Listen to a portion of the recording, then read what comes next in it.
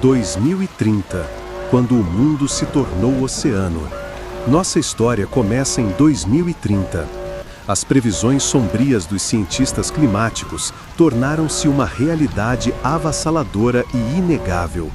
O aquecimento global atingiu um ponto de não retorno, desencadeando uma série de eventos climáticos extremos de proporções catastróficas. Chuvas torrenciais implacáveis, furacões de intensidade inédita e enchentes devastadoras varreram o planeta, alterando para sempre a geografia e o destino da civilização humana. As metrópoles outrora vibrantes e os marcos icônicos do mundo sucumbiram à força implacável da água, testemunhando o pico de uma crise ambiental ignorada por tempo demais.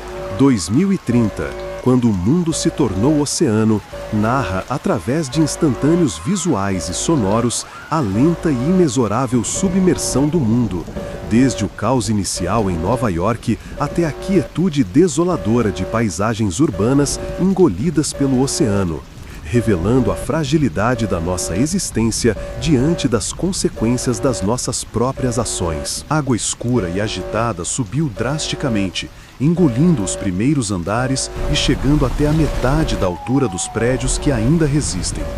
As famosas luzes e telas, antes vibrantes, agora são um mosaico caótico, algumas completamente apagadas, outras piscando em curtos circuitos desesperados, lançando flashes estroboscópicos sobre a água turbulenta.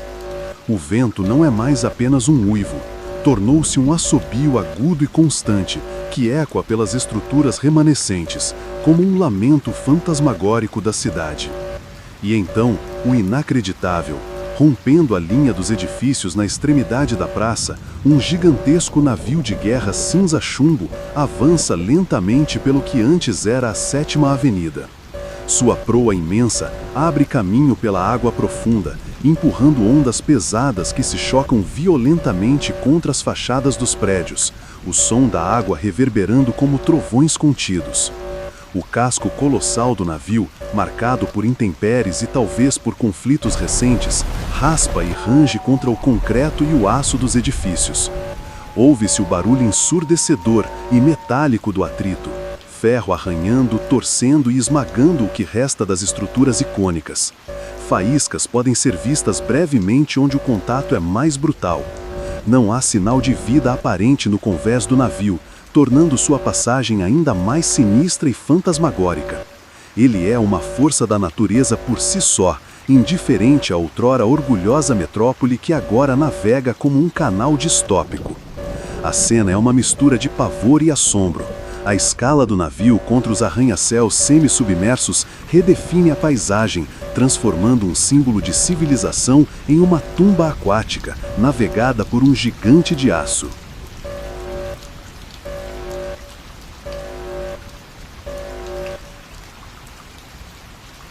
A perspectiva agora é de um drone voando alto, cortando o ar úmido e pesado sobre o céu tempestuoso de 2030.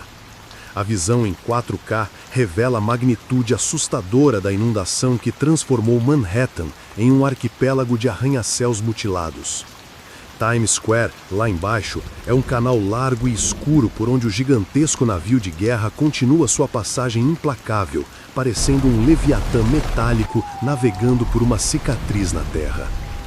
Do alto, o caos é ordenado pela geografia da destruição. A água, escura e repleta de detritos maiores, contêineres, pedaços de pontes, veículos, agita-se violentamente com a passagem do navio e o embate contra as estruturas.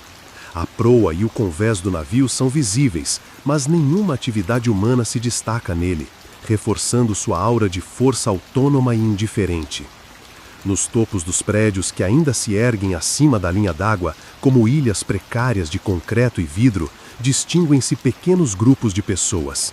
Algumas estão paradas, observando a passagem do navio com uma mistura de terror e resignação. Outras parecem se mover, talvez tentando sinalizar ou buscando rotas improvisadas entre os telhados. São figuras minúsculas contra a imensidão do desastre, um testemunho frágil da sobrevivência humana. O som, mesmo para o drone, é uma cacofonia brutal. O barulho da água sendo deslocada em enormes volumes é um rugido constante. Dominando tudo está o ranger metálico e o estrondo do casco do navio atritando e esmagando o concreto dos edifícios. É o som da cidade sendo mastigada. O vento forte também é captado, um assobio agudo que permeia a gravação. A imagem é de desolação em grande escala, uma paisagem urbana icônica afogada e violada, com os poucos sobreviventes como espectadores impotentes de uma força colossal que redesenha seu mundo. Estátua da Liberdade em primeiro plano, um espetáculo trágico e imponente. A Senhora Liberdade, outrora um farol de esperança e acolhimento, está com a água escura e revolta batendo impiedosamente em seu peito. As dobras de sua túnica de cobre, agora manchadas e escorridas pela fúria das águas poluídas, mal são visíveis sobre a linha da enchente. Sua tocha, ainda erguida, parece um último gesto de desafio contra a escuridão que a engole. A base da estátua e toda a Liberty Island desapareceram sob o oceano crescente. Ao fundo, a silhueta da querida Nova York é uma visão desoladora. Arranha-céus icônicos, antes símbolos do poderio humano, estão parcialmente submersos, parecendo lápides tortas afundando lentamente na imensidão de água cinzenta e agitada. A cidade parece estar sendo engolida, um espetáculo de proporções bíblicas. O barulho da água é ensurdecedor. Ondas enormes, impulsionadas pelo vento forte e pelas marés anormais, chocam-se com violência contra o corpo da estátua e contra os cascos de diversos navios, militares, cargueiros e embarcações menores e improvisadas que tentam navegar pelas águas perigosas entre o que resta das ilhas e o continente. A água salpica alto, cobrindo as embarcações. No céu carregado sobre a distante e afogada Manhattan, pequenos pontos de luz indicam atividade frenética. Helicópteros decolam dos topos dos prédios mais altos que ainda resistem numa corrida desesperada contra o tempo e a subida das águas, talvez em missões de resgate ou evacuação de última hora. Seus rotores cortam o ar pesado, o som distante se misturando ao rugido do oceano. A cena é de uma tristeza profunda, a perda de um símbolo mundial e de uma metrópole inteira, mas com fagulhas de uma luta desesperada piscando ao longe. Torre Eiffel em Paris, parcialmente submersas pelas águas da enchente que chegam aproximadamente à metade de sua estrutura. A água é agitada e bate visivelmente contra a treliça de ferro da torre. A paisagem urbana ao redor também está fortemente inundada, com a água engolfando prédios e ruas. O céu está nublado e cinza, sugerindo condições climáticas adversas em andamento. O ângulo da câmera começa perto da Torre Eiffel, capturando os detalhes da água interagindo com a estrutura metálica, e lentamente se afasta e sobe em direção ao céu, proporcionando uma visão mais ampla da paisagem parisiense inundada e do imponente marco parcialmente submerso. A atmosfera geral é de devastação e do impacto dramático de uma inundação generalizada em um marco global. A grandiosa estátua do Cristo Redentor no topo do Corcovado normalmente abençoa uma das paisagens urbanas mais vibrantes do mundo. Mas em 2030, a vista é de pura desolação. A cidade do Rio de Janeiro, com suas praias famosas e sua alegria contagiante, desapareceu quase que completamente sob uma imensidão de águas escuras e turbulentas. A água subiu de forma inimaginável, engovindo a maior parte do Morro do Corcovado. Ondas furiosas, impulsionadas por ventos tempestuosos, quebram com violência perto da base da estátua, ameaçando o próprio pedestal do Cristo. A estátua, ainda de braços abertos, parece agora abraçar um oceano infinito e hostil. Ao longe, o Pão de Açúcar é apenas uma pequena ilha rochosa, fustigada pelas águas, quase irreconhecível. A Baía de Guanabara transformou-se num mar revolto e sem fim. O céu, como em outras partes do mundo, é uma tela sombria de nuvens de tempestade e chuva incessante. A atmosfera é de perda monumental, com mais um símbolo da cultura e da fé humanas prestes a ser consumido pela fúria da natureza desequilibrada. A imagem nos transporta para o que antes era o vibrante e pulsante centro financeiro de Tóquio. Agora, em 2030, a metrópole, conhecida por sua resiliência e modernidade, sucumbiu à fúria das águas. Arranha-céus elegantes de vidro e aço, símbolos do poder econômico asiático, emergem de um mar escuro e revolto que invadiu e conquistou as ruas e os primeiros muitos andares dos edifícios.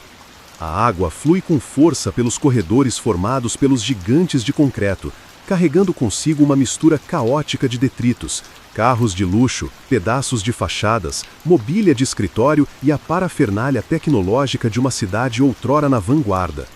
As luzes de neon, famosas em Tóquio, estão em sua maioria apagadas ou piscam erraticamente sob a superfície da água, criando reflexos fantasmagóricos e distorcidos. Algumas luzes de emergência ou de andares superiores ainda brilham palidamente, testemunhas silenciosas da catástrofe. Não há o som da agitação habitual, dos trens-bala ou do burburinho de milhões. Em vez disso, ouve-se o barulho da água encontrando as estruturas, o vento assobiando entre os vãos dos edifícios como um lamento, e a chuva constante caindo sobre a vasta extensão aquática que engoliu a capital japonesa. A câmera começa em um ângulo que mostra a água invadindo os lobbies e andares inferiores, depois se afasta lentamente para o alto, subindo cada vez mais. À medida que ganha altitude, a dimensão da inundação se revela, um labirinto de arranha-céus transformado em ilhas em um oceano urbano, com a água se estendendo até onde a vista alcança sob um céu invariavelmente cinzento e tempestuoso.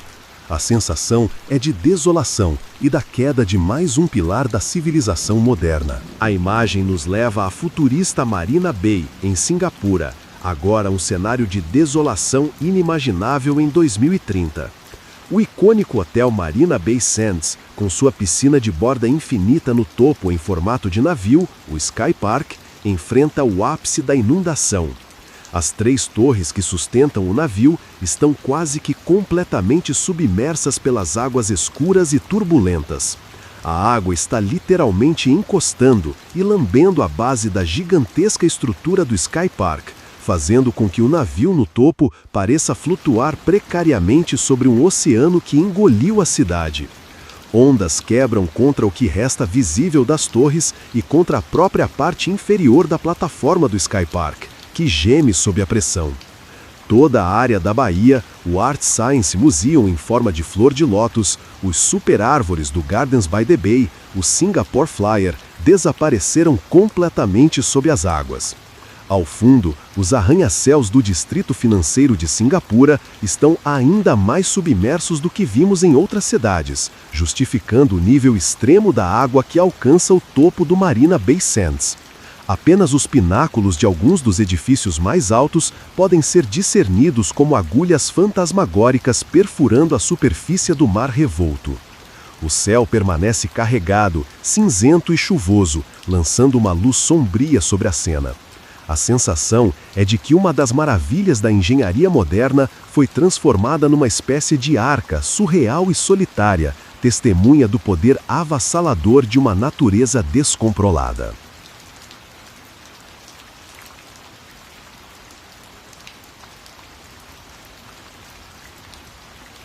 E aí, quem gostou dessa história, quer ver a continuação?